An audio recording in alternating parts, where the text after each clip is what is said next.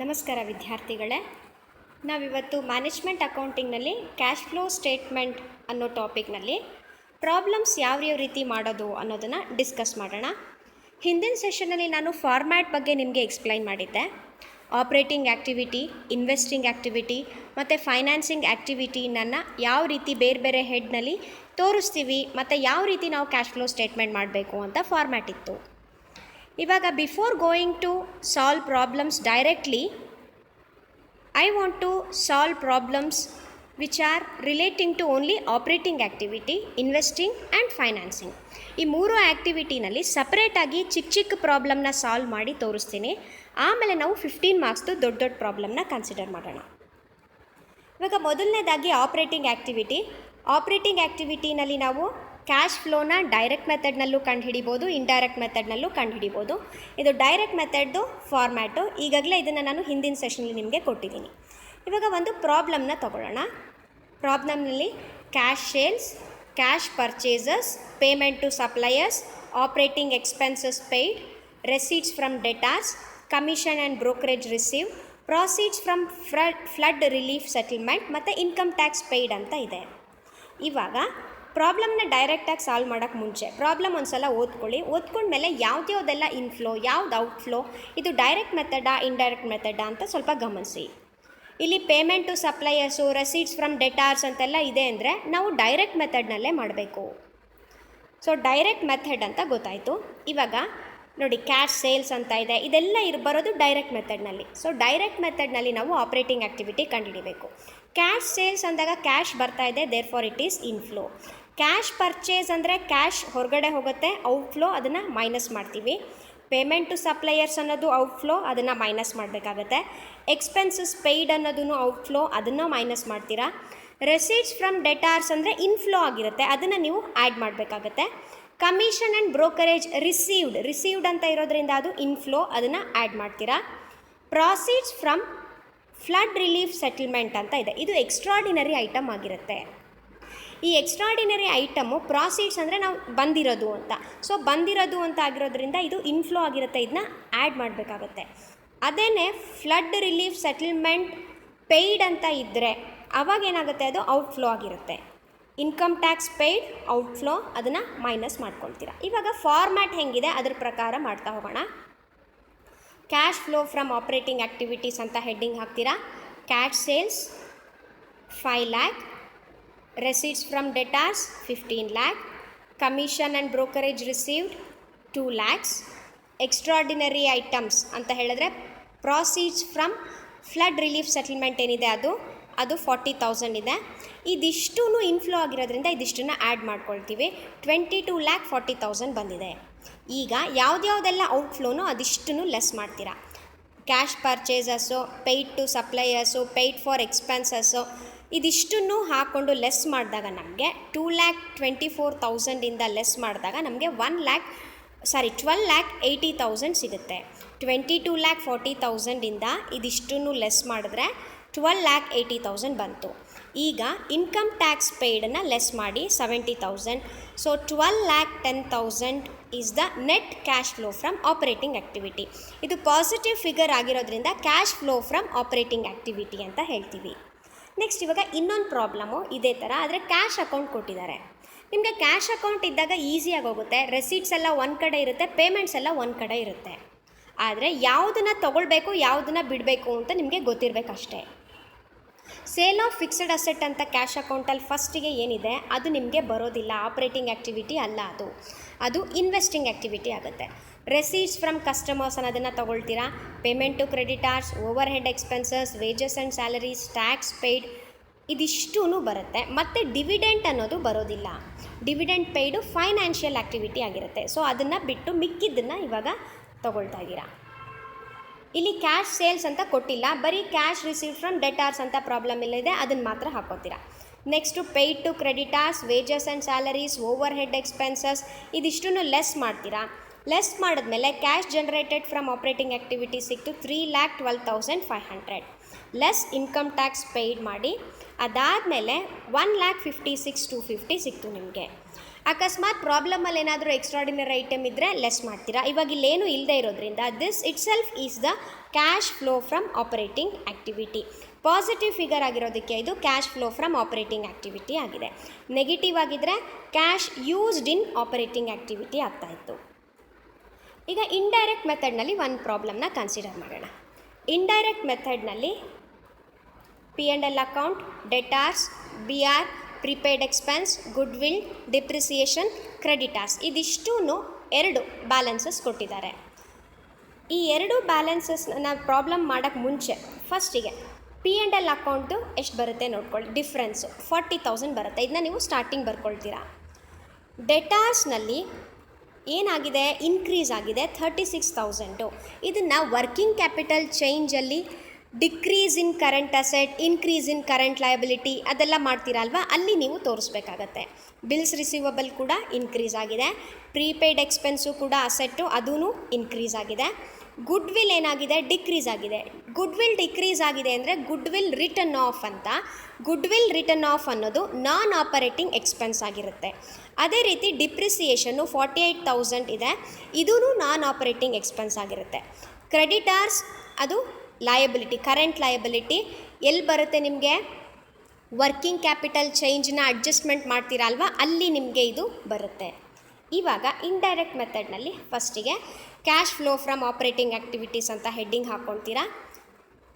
ಈಗ net profit 40,000 ಅದನ್ನು ಬರೀತೀರಾ. ಡಿಪ್ರಿಸಿಯೇಷನ್ ಮತ್ತು goodwill written off 2 non operating expenses, ಅದೆರಡನ್ನ ಆ್ಯಡ್ ಮಾಡಿದ್ರೆ ನಿಮಗೆ 96,000 ಸಿಕ್ತು. ಕಂಟಿನ್ಯೂ ಮಾಡ್ತಾ ಹೋಗಿ. ಹಾಗೆ 96,000 ಬಂದಿದೆಯಲ್ವ. ಈಗ next adjustment for working capital changes. Add decrease in current asset, ಎಲ್ಲೆಲ್ಲಿ ಕರೆಂಟ್ ಅಸೆಟ್ ಎಲ್ಲ ಡಿಕ್ರೀಸ್ ಆಗಿದೆಯೋ ಅದನ್ನೆಲ್ಲ ಆ್ಯಡ್ ಮಾಡ್ತೀರಾ.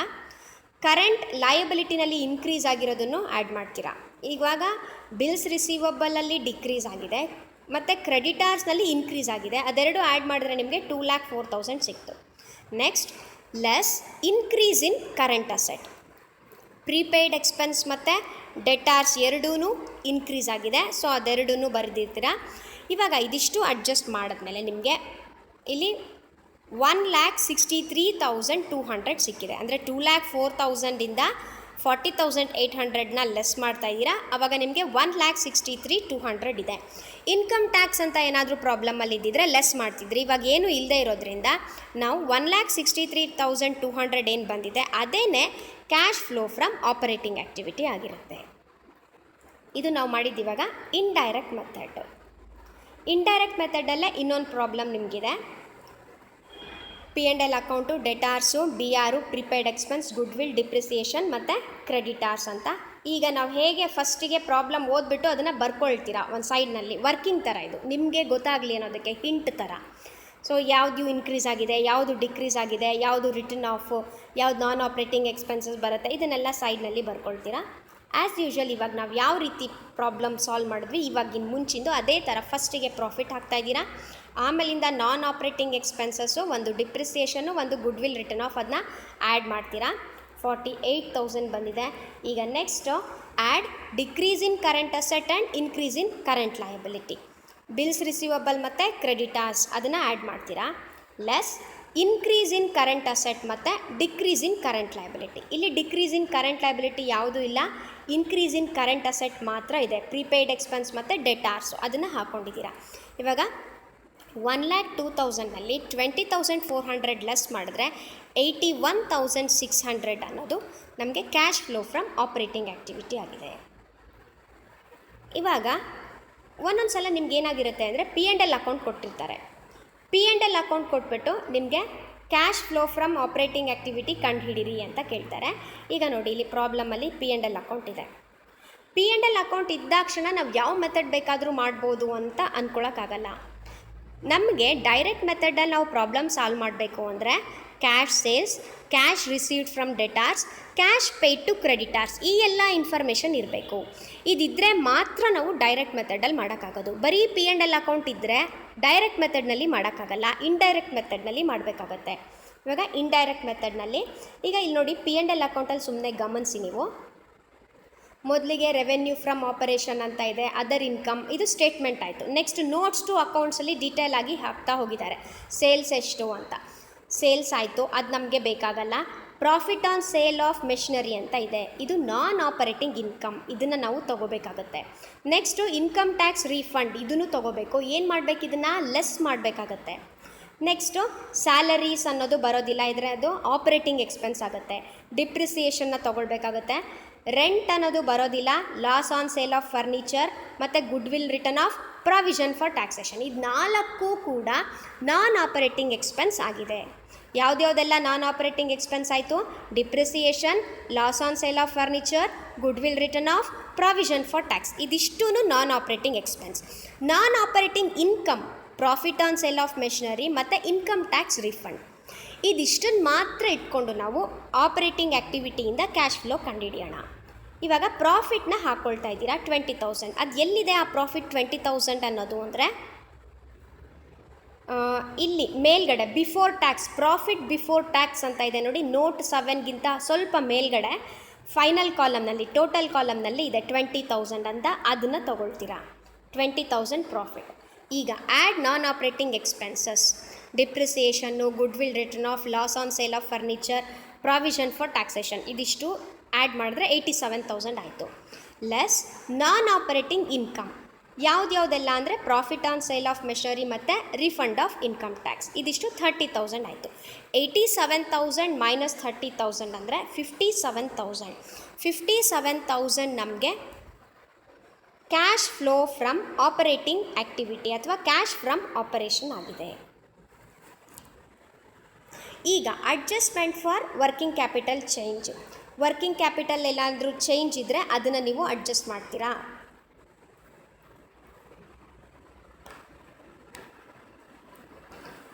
ಈ ಪ್ರಾಬ್ಲಮ್ನಲ್ಲಿ ವರ್ಕಿಂಗ್ ಕ್ಯಾಪಿಟಲಲ್ಲಿ ಏನೂ ಚೇಂಜ್ ಇಲ್ಲ. ಈ ಸ್ಲೈಡು ರಿಪೀಟ್ ಆಗೋಗಿದೆ ನಮಗೆ, ಆ ಸ್ಲೈಡ್ನ ಬಿಟ್ಬಿಟ್ಟು ನೀವು ಇವಾಗ ನೆಕ್ಸ್ಟ್ ಪ್ರಾಬ್ಲಮ್ಗೆ ಹೋಗಿ.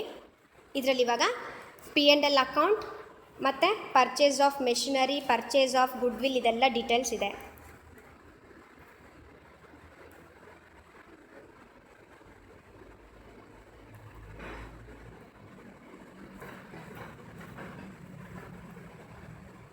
ಈಗ ನಾನು ನಿಮಗೆ cash flow from investing activity ಬಗ್ಗೆ ಡಿಸ್ಕಸ್ ಮಾಡ್ತಾ ಇದ್ದೀನಿ. ಈಗ ಪ್ರಾಬ್ಲಮ್ ಕೊಟ್ಟಿದ್ದಾರೆ.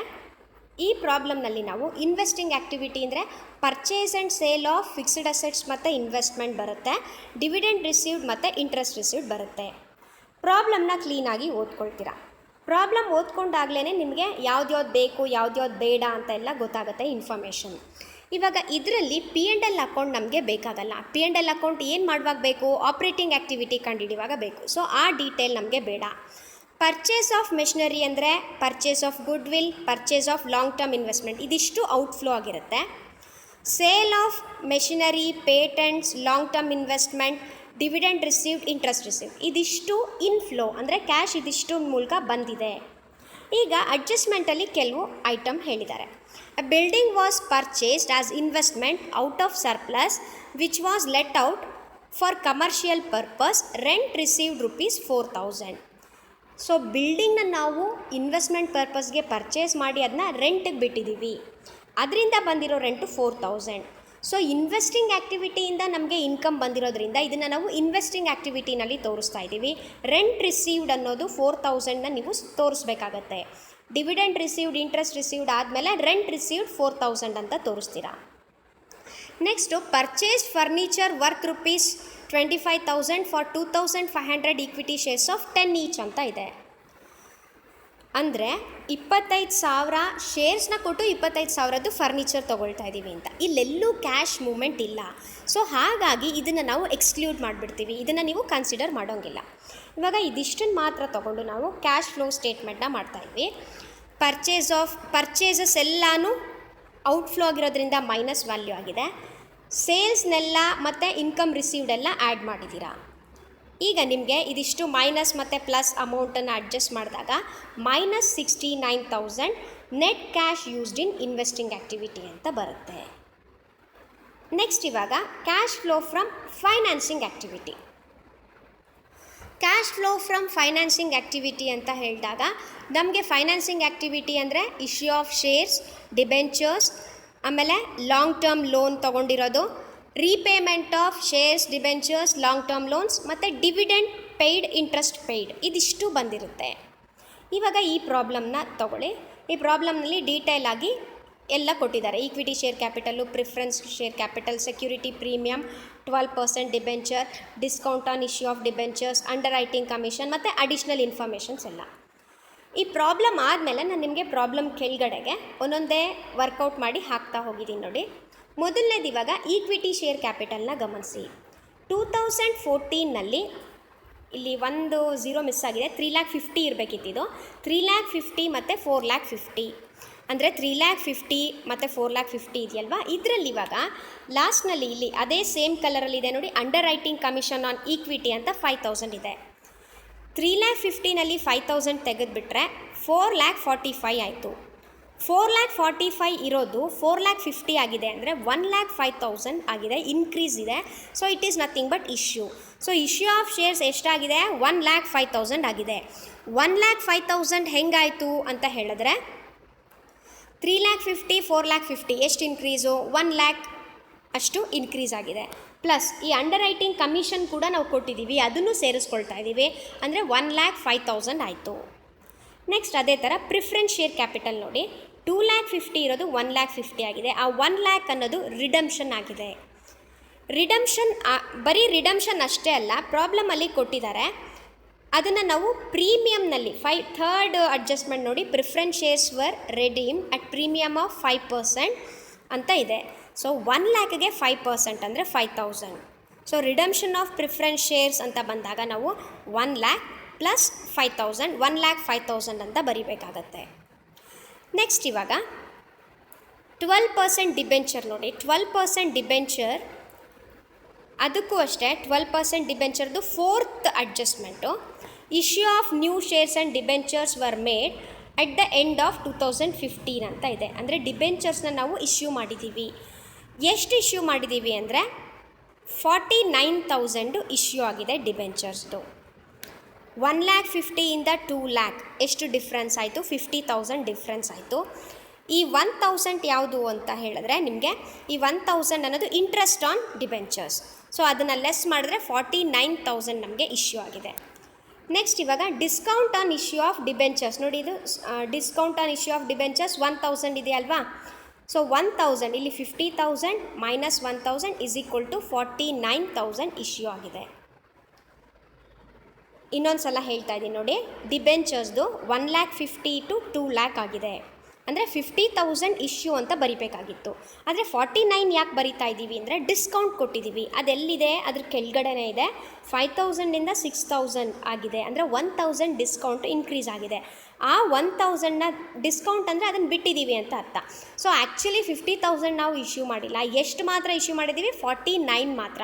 50,000 minus 1,000 is equal to 49,000 issue of debentures. Next ಇವಾಗ ಇಲ್ಲಿ ಮೊದಲನೇದು ನೋಡಿ, ಮೊದಲನೇ adjustment interim dividend on equity shares paid at the end of 2015 at 15% ಅಂತ ಇದೆ. ಅಂದರೆ ಡಿವಿಡೆಂಡನ್ನ ನಾವು ಪೇ ಮಾಡಿದ್ದೀವಿ. ಯಾವಾಗ? 2015ನಲ್ಲಿ 3,50,000 ಮೇಲೆ 15% ಕ್ಯಾಲ್ಕುಲೇಟ್ ಮಾಡ್ತೀರಾ, 52,500 ಬರುತ್ತೆ. ಈ 52,500 ಅನ್ನೋದು ಡಿವಿಡೆಂಡ್ ಪೇಯ್ಡ್. ಅದೇ ಥರ ಪ್ರಿಫರೆನ್ಸ್ ಶೇರ್ಸ್ಗೂ ಕೂಡ ನಾವು ಡಿವಿಡೆಂಡ್ ಪೇ ಮಾಡಿದ್ದೀವಿ. ಪ್ರಿಫರೆನ್ಸ್ ಶೇರ್ಸ್ಗೆ ಎಷ್ಟು ಪರ್ಸೆಂಟ್ ಅಂದರೆ ಪ್ರಿಫರೆನ್ಸ್ ಶೇರ್ ಎಷ್ಟು ಪರ್ಸೆಂಟ್ ಇರುತ್ತೋ ಅದು.